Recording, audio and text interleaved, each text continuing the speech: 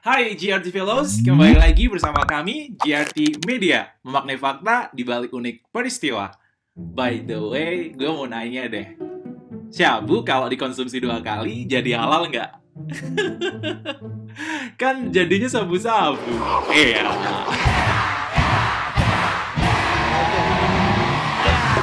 Oke, oke, oke. Skip ya. Maaf nih, jokesnya bener-bener bapak-bapak banget ya. Oke, oke, oke. Nah, hari ini kita mau bahas hal yang menarik nih ya.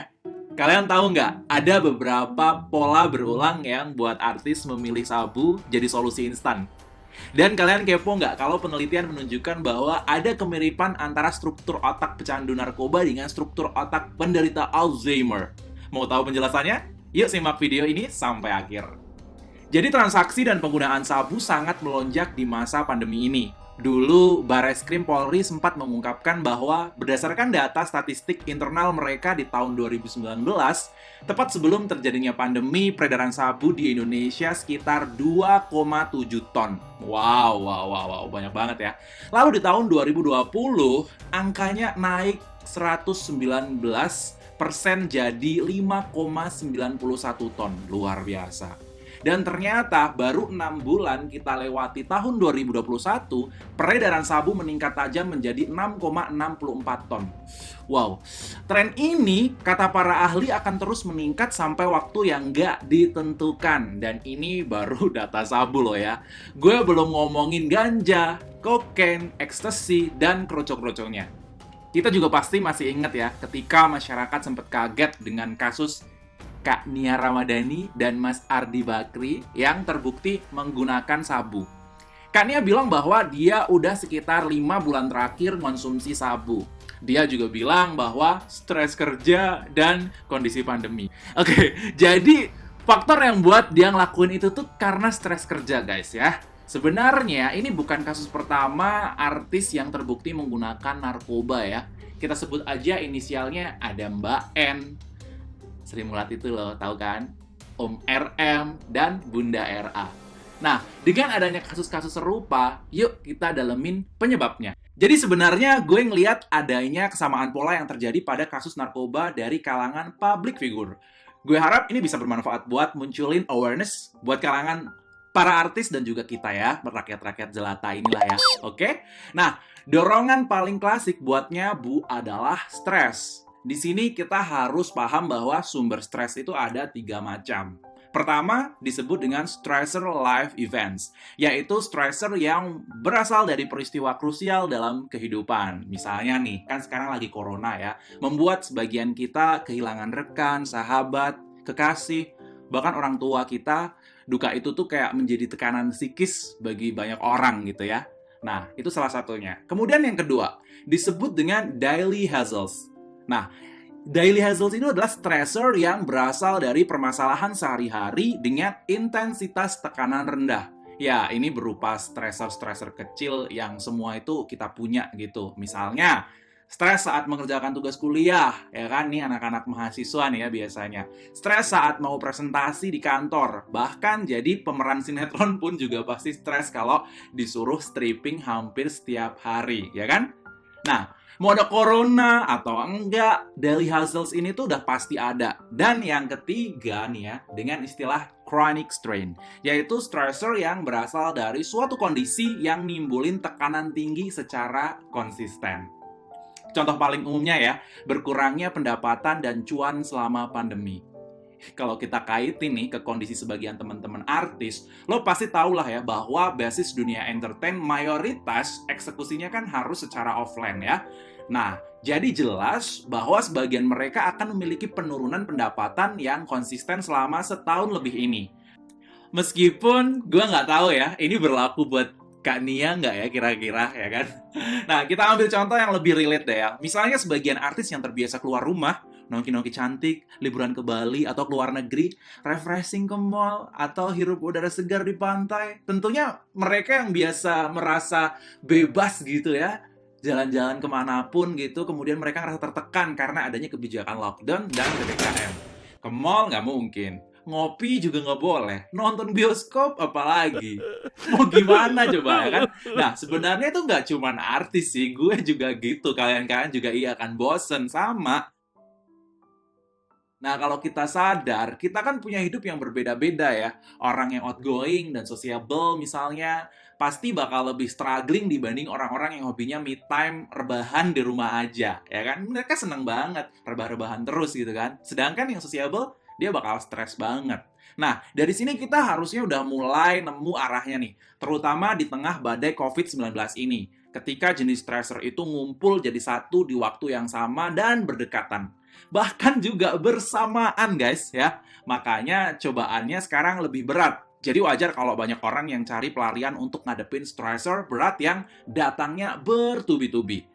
Gue nggak mau mojokin artis ya, tapi mungkin inilah risiko menjadi public figure. Seluruh media akan menyoroti kehidupan mereka dari ujung kaki sampai ujung kepala. Tapi, ngomong-ngomong soal stres ya, sebenarnya stres nggak serta-merta buat orang lakuin hal yang negatif loh ya. Setiap orang punya karakteristik dan kemampuan yang berbeda-beda. Kalau respon atau coping stresnya adaptif, dia akan bereaksi dengan perilaku yang baik. Tapi kalau respon stresnya nggak adaptif, dia bisa bereaksi dengan perilaku yang buruk. Kayak mencuri, memukul, membunuh, korupsi, termasuk nyimeng dan nyabu. Jadi kita harus paham ya bahwa ungkapan bisa karena biasa, ya itu kenyataan. Kok bisa sih stres pandemi jadi nyabu? Ya, jawabannya karena kebiasaan. Ya, loh, kebiasaan nyabu maksudnya? No, no, no, no. Maksud gue bukan itu. Maksud gue adalah kebiasaan ketika stres melanda. Kita malah ngelakuin mekanisme coping stres yang negatif. Contoh sederhana ini ya. Kalau seorang suami stres karena istrinya nggak bisa masak, terus dia ngelampiasin dengan ngomong kasar nih ya. Ya lihat deh ya, suatu saat istrinya ngelakuin kesalahan yang lain yang lebih besar, dia mungkin nggak cuman ngomong kasar, bahkan dia mulai main tangan. Dan terjadilah KDRT. Atau misalnya nih, kalau lo dikit-dikit ke bar gara-gara stressor kecil, terus mabok sampai nge-fly nggak sadarin diri, ya gue nggak memungkiri kalau suatu saat lo ngadepin stressor yang lebih gede. Lo bisa aja bereaksi dengan ngelakuin hal yang lebih parah, tapi ini gue ngomong bukan untuk ngelarang kalian pergi ke bar ya. Itu tuh urusan kalian masing-masing lah ya. Gue di sini cuma mau nekenin bahwa ketika lo yakin nge-fly sampai nggak sadarin diri bisa jadi pelarian ampuh pas lo stres, lo salah besar. Oke? Karena ketika kita terbiasa sama hal-hal buruk, lo akan masuk ke dalam lingkaran setan yang membuat lo susah untuk keluar dari siklus buruk itu. Pokoknya setiap stres ya gitu aja terus. Mukul lah, ngancurin barang lah, nyabu lah, nge-fly lah. Nah, sebaiknya kalau kita stres, usahain berlatih buat menerima dan mengendalikan emosi negatif yang ada. Dan belajar cara-cara praktis buat ngereduksi stres. Kayak baca buku, curhat, yoga, ngopi, meditasi, berdoa, konseling, atau olahraga. Nah nih, seorang ahli substance disorder yang bernama Mead pada tahun 2010 bilang bahwa orang yang nyabu gara-gara stres biasanya mau cari cara instan buat ngurangin rasa sakit, frustasi, ketakutan, dan semua emosi negatif yang ada. Nah, sabu adalah salah satu jalan pintas kimiawi yang bisa hilangin semua itu meskipun sementara aja. Kalau lo belum tahu, sabu itu adalah jenis stimulan yang di luar negeri itu sering disebut dengan poor man cocaine, yang artinya kokainnya orang kismin alias miskin. Nah, ini gara-gara kokain tuh lebih mahal dibanding sabu. Dan kalau dilihat dari cara kerjanya, sabu ini meningkatkan level monoamin dalam sistem saraf pusat. Nah, monoamin ini adalah kayak neurotransmitter berupa dopamin, noradrenaline, dan juga serotonin. Nah, ketiga, neurotransmitter ini bisa bantu buat makin fokus, makin berenergi, mikir lebih jernih, dan juga bikin mood jadi bagus. Penggunanya jadi ngerasa euforia instan, kesiapsiagaan, serta badan yang lebih fit. Jadi make sense banget ketika ngalamin stres, kerja berlebihan, Kak Nia milih sabu jadi solusi tabu. Loh, nyabu bagus dong. Ya bagus kalau dilihat secara jangka pendek. Nah, menurut penelitian yang dilakukan oleh Neil Galbraith tahun 2015 tentang methamphetamine atau disebut aja sabu lah ya, dijelaskan bahwa efek biologis jangka panjang nyabu adalah kerusakan sistem saraf, kerusakan kardiovaskular, penyakit gigi, dan stroke. Serem banget ini ya, penyakit orang-orang tua ya kan. Lalu imbasnya pada perilaku adalah halusinasi, delusi, agresi, dan kecenderungan bunuh diri. Kalian tahu kan film Joker yang dirilis tahun 2019? Ya, pokoknya macam gitulah ya. Contoh efek halusinasi dan delusi. Kayak ngerasa dibisikin sesuatu, ngerasa ngelihat hal-hal yang aneh, sampai akhirnya bisa ngelakuin hal-hal agresif. Tapi menariknya, film Joker itu berkaitan dengan skizofrenia, bukan gara-gara sabu. Loh, berarti lo kasih perumpamaan yang salah dong? Oh, tentu tidak. Tahukah kalian bahwa banyak penelitian mengungkapkan bahwa struktur otak pada penyintas skizofrenia dengan struktur otak pada pecandu berat narkoba itu hampir serupa. Pada tahun 2011, kelompok peneliti Kanada memeriksa rekam medis rumah sakit California selama 10 tahun.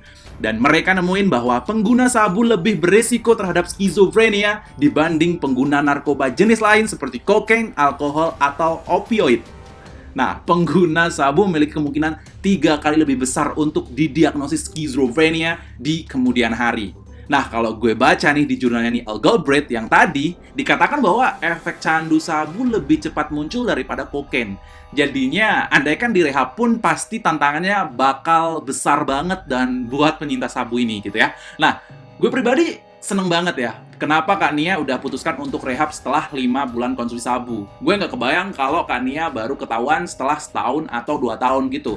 Pasti kemungkinan relapse atau kumatnya akan jauh lebih besar dan menakutkan. Mungkin kita nggak bisa bahas mendalam di konten ini tentang mekanisme yang terjadi ketika seorang sakau. Mungkin ini bakal jadi 3 jam buat bahas itu. Tapi gue mau gambarin kalau semua bahaya kalau lo baca jurnal ilmiah neuroscience nih ya, di kedokteran atau biopsikologi tentang kecanduan obat terlarang. Bagi penyintas narkoba, seluruh yang ada pada tubuh seolah berkonspirasi nih ya, buat bisikin untuk terus memakainya lagi, dan lagi. Respon sistem saraf berubah, hormon terpengaruh, perasaan dan pikiran juga bakal nggak karuan. Jadi nggak perlu hujat artis yang kena kasus narkoba. Kadang kita pikir mereka pelaku, padahal bisa aja mungkin mereka korban, ya kan? Kita positive thinking aja deh ya. Nah, korban dari pertemanan yang buruk mungkin, korban dari pengalaman pahit masa lalu, atau korban dari ganasnya kehidupan. You know lah ya, hidup sekarang tuh ganas banget, ya kan? Nah, sekarang bagusnya kita kasih support ke Kak Nia dan semua penyintas narkoba yang lagi berjuang buat ngelawan tubuh mereka sendiri. Karena musuh yang paling sulit ditaklukkan adalah diri kita sendiri. Bener banget, ya kan? Ketika kita bisa ngalahin diri kita sendiri, di saat itulah kita bisa menaklukkan dunia. Hindari hujat, gunakan empati, dan mulailah edukasi teman kita di luar sana. Banyak banget yang kita bahas ya, semoga ilmunya bermanfaat nih ya. Well, gue rasa cukup pembahasan kali ini ya. Thank you buat GRT Fellows yang udah setia nemenin kita. Kalau kalian, gimana nih? Pernah punya pengalaman atau pelarian kalian tuh kalau lagi stres ngapain sih? Coba, kalian bisa tulis di kolom komentar di bawah ya. Oke, jangan lupa juga buat kalian like dan subscribe. Gue Alan, bye-bye GRT Fellows, and have a nice day!